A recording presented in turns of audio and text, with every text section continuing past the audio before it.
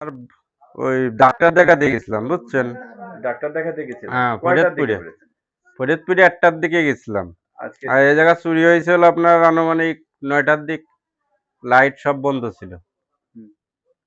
এই অবস্থায়। এখন কি আসলে আমরা যতটুকু শুনেছি যে প্রায় ৬ লাখ টাকা মতন ছিল, হ্যাঁ, প্রায় ৪ সাড়ে ৪ ভরি স্বর্ণ। আসলে এই যে কারোর কি সন্দেহ হয় এলাকায় বা আপনাদের সন্দেহ আশেপাশে তো বা হয়, এই দেখুন? এলাকার লোকই তো নেছে, এলাকার লোক ছাড়া তো বাইরের থেকে কোনো লোক আসে নাই, তো জানাশোনা লোক।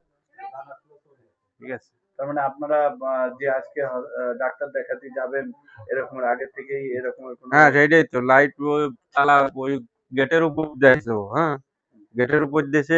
কিসের তালা মারা দিল, ওই তালা ভেঙে পাশের বাড়ির লোক দেখেছে, দেখে তারপর আমার ফোন দিছে।